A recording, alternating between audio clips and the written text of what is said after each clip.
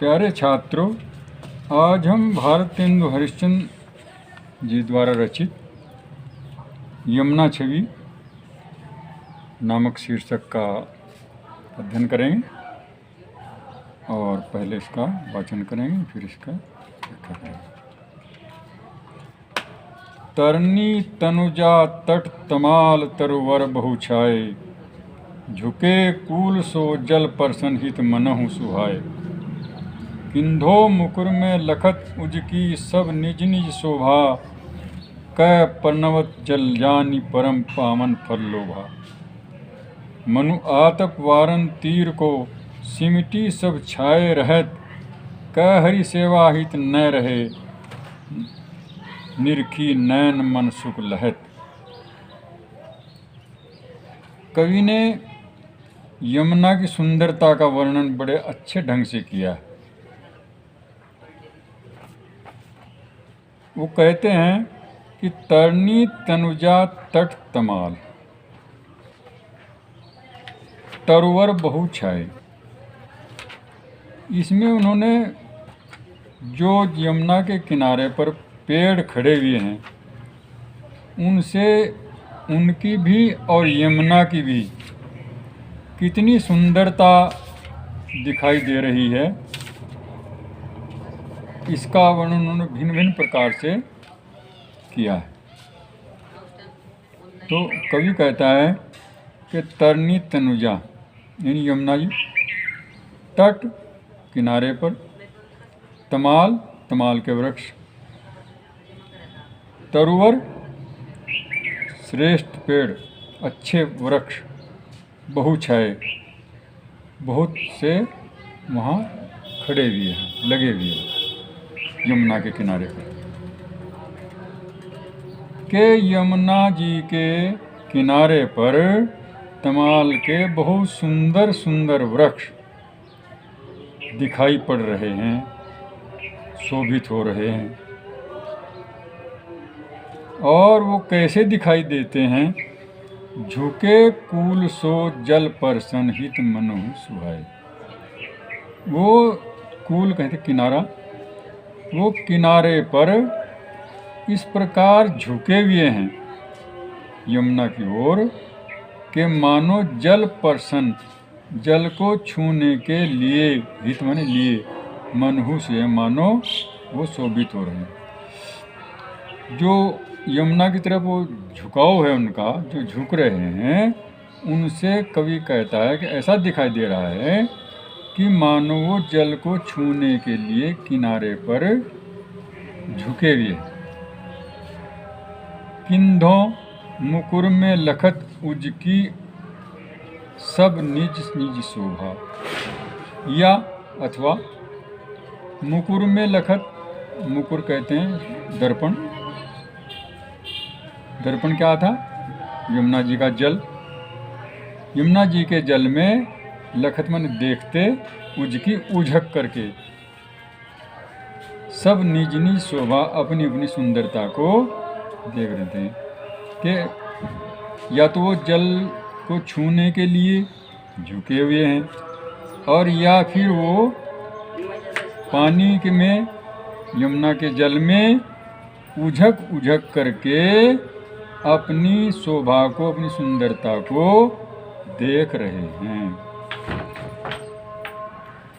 कै पर्णवत जल जानी परम पावन फल लोभा, और या प्रणाम कर रहे हैं किसे? जल जानी परम पावन फल लोभा। परम पावन, परम पवित्र जल को परम पवित्र समझ करके उसकी विनती कर रहे हैं, ताकि उसकी विनती करने से हमें अच्छा फल मिलेगा। इस लोभ से वो पानी की विनती कर रहे हैं, उसकी पूजा कर रहे हैं, प्रार्थना कर रहे हैं, ऐसा महसूस हो रहा है। मनु आतप वारन तीर को सिमटी सब छाए रहे। मानो आतप वारन, आतप माने धूप, गर्मी, को वारन हेतु, को का निवारण करने के लिए वो किनारे पर सिमट करके छाए हुए हैं, उस पर वहाँ खड़े हुए हैं, ताकि हमारा जो धूप है उससे हम गर्मी का निवारण कर सकें। या कह हरि सेवा हित न रहे, निरखी नैन मन सुख लहत। या वे हरि की सेवा में, परमात्मा की भक्ति में न रहे, झुक रहे। वो जो झुके हुए दिखाई देते हैं, तो उनको देख करके कवि कह रहा है कि मानो वो परमात्मा की भक्ति कर रहे हैं, और उसमें वो उनका मन, उनकी आंखें सब कुछ लगे हुए हैं, उनसे देख करके सुख प्राप्त कर रहे हैं, आनंद ले रहे हैं और ईश्वर की भक्ति कर रहे हैं। तो उन्होंने उस जल में वृक्षों का जो प्रदर्शन हो रहा है, वृक्ष जिस प्रकार दिखाई दे रहे हैं, इसका कई प्रकार से बड़े सुंदर ढंग से, मनोहारी ढंग से वर्णन किया है। तो इसमें सबसे पहले हम इसका संदर्भ लिखेंगे, और संदर्भ में हम लिखेंगे कि प्रस्तुत पद भारतेंदु हरिश्चंद्र द्वारा लिखित नाटिका श्री चंद्रावली से हमारी पाठ्य पुस्तक के काव्य खंड में संकलित यमुना छवि शीर्षक काव्यांश से लिया गया है। ये इसका संदर्भ है। और प्रसंग इसमें यमुना की शोभा का बहुत सुंदर ढंग से वर्णन किया गया है। उसके बाद व्याख्या जो अभी की गई है, और अब इसका काव्य सौंदर्य कहेंगे, और उसमें लिखेंगे हम कि इसमें प्रस्तुत पद में तमाल वृक्षों का मानवीकरण किया गया है, उन्हें मनुष्य मान करके उनका वर्णन किया गया है। प्रकृति का आलम्ब रूप में चित्रण हुआ है। भाषा इसमें ब्रज है, अलंकारा, उत्प्रेक्षा, संदेह और अनुप्रास, रस, श्रृंगार और शब्द शक्ति लक्षणा, गुण माधुर्य, और छंद है ये छप्पे। बस इस प्रकार इसकी व्याख्या समाप्त। अब इससे हम अगला छठा नंबर लेंगे, और पहले इसका हम वाचन करेंगे। तीन पे जेही छिन चंद ज्योति राका निशी आवती, जल में मिली के नभ अवनीलो तानि तनावती। होत मुकुर में सब सबय तबय उज्जल इक उभा, तन मन नैन जुड़ात देख सुंदर सो शोभा। सो को कभी जो छवि कही सके, ताछन जमुना नीर की, मिली अवनी और अंबर रहत, छवि इकसी नभ तीर की। अब हम इसकी व्याख्या करेंगे। तीन पे जही छिन, यानी उस पर, यमुना के जल पर, जही छिन जिस अक्षण, चंद ज्योति चंद्रमा का प्रकाश, राका निशी आवती, यानी पूर्णमासी की रात को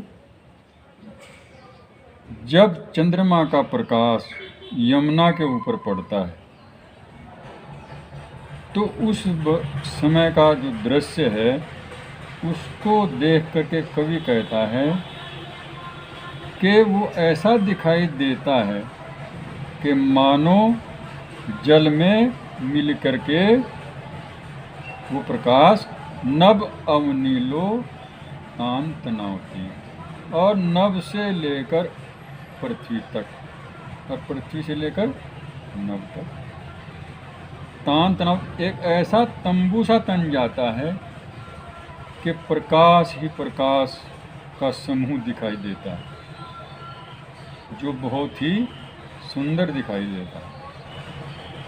होत मुकुर में सबे तबे उज्जल एक ओभा, और सब उस समय का उनका जो उज्जवल प्रकाश है वो एक दर्पण सा प्रतीत होता है। होत मुकुर में इन्हीं सब वो दर्पण में दिखाई देता है। और तन मन नयन जुड़ात, जुड़ात माने उसे मतलब शीतलता प्राप्त करते हैं, शीतल हो जाता है। देख सुंदर सो शोभा, तन मन और आँखें उस सुंदर सा को देख करके शीतलता प्राप्त करती हैं, चैन प्राप्त करती हैं, आनंद प्राप्त करती हैं। जब वो ये दृश्य देखती हैं, शांत हो जाती है।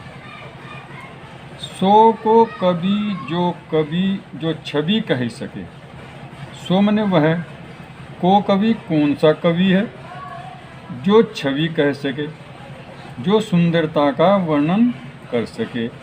ताछन यमुना नीर की, उस अक्षण यमुना के पानी की। कवि कहता है कि वो ऐसा कोई भी कवि नहीं है जो उस सुंदरता का वर्णन शब्दों में कर सके। जो यमुना की सुंदरता उस समय होती है, ऐसा कोई कवि नहीं है, अर्थात वो वर्णन से बाहर है। मिली अवनी और अंबर रहत, छवि एक सी नवनीर की। और धरती से आकाश तक वो सुंदरता पूरी की पूरी एक समान रहती है, और दूर दूर तक वो सुंदरता दिखाई देती है। उसका वर्णन कोई नहीं कर सकता, वो बहुत ही सबको अच्छी लगती है। इसमें हम सबसे पहले इसका संदर्भ तो वही जो पहले का लिखा था, और इसमें प्रसंग जरूर लिखेंगे। प्रस्तुत पद में यमुना का सुंदर चित्रण किया गया है। सिर्फ इतना ही काफ़ी है, और अभी व्याख्या की है, और इसके बाद इसमें का इसका काव्य सौंदर्य है। इसमें भाषा लालित्यपूर्ण ब्रज भाषा है, अलंकार उत्प्रेक्षा एवं अतिशयोक्ति है। भाषा भी बताइए,